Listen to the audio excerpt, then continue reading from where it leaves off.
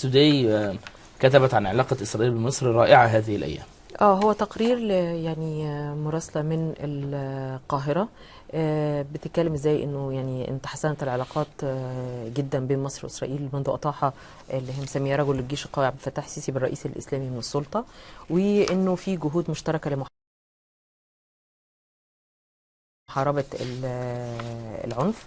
وهي متكلمه مع كذا خبير بيأكدوا الكلام ده، يعني ما انهم واحد خبير اللي هو روبرت سبرينغبورغ، ده معروف ان هو متخصص في الخبير في الجيش المصري والعلاقات العسكرية، فهو بيؤكد انه يعني العلاقات احسن من اي وقت مضى. وبعدين طبعا في كلام على انه ازاي العلاقات بين مصر واسرائيل من 79 والسلام البارد، وكان في شويه توتر وقت لما تم مهاجمه السفاره بعد ثوره يناير. وبعدين بيتكلم التقرير، وده نقلا برضو عن خبير اسرائيلي اسمه إفرايم كام، انه ازاي رغم انه ما حصلش تغيير لمعاهده السلام ولا اي حاجه وقت الاخوان، لكن الاسرائيليين يعني هم قلقانين من كانوا وصول الاخوان في الحكم، وانه يعني رغم ان المعاهده زي ما هي الا انه قاده الاخوان بيتكلموا بمراره عن اسرائيل وبيعتبروها يعني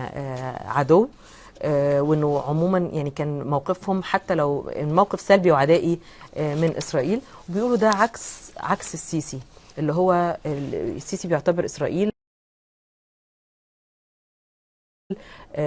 من الاصول الاستراتيجيه لمصر وليس لعدو او عنصر سلبي في الجوار او على الحدود. ده طبقا ليه هو الباحث اللي هو اسمه إفرايم كام، وهو باحث في معهد الامن القومي في تل ابيب. وبيقول طبعا انه فكره المصالح المشتركه، انه البلدين عندهم مصالح مشتركه في محاربه الهجمات المسلحه سواء في سيناء او في اسرائيل. وبيقول انه كتير من الاسرائيليين بيتمنوا انه العلاقات تتوطد وتتوثق اكتر من كده كمان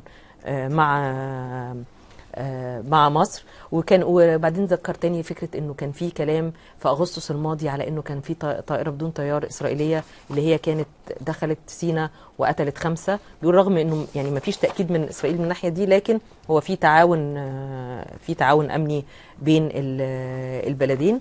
لكن التقرير برضو بيقول انه لكن الحكومه المصريه يجب ان تحذر انها مش لازم تبان انها قد كده قريبه من اسرائيل، لانه يعني لسه جزء كبير من الشعب المصري بيعتبر اسرائيل هي العدو رغم معاهده السلام. وكمان انه ده يتعارض مع الصوره اللي بيحاول يصدرها يعني السيسي ومن معه وفكره الوطنيه الزائده. فده يعني انه يبانوا ان هم قريبين من اسرائيل دي حاجه بتضر بيهم، فلازم يحذروا من ذلك.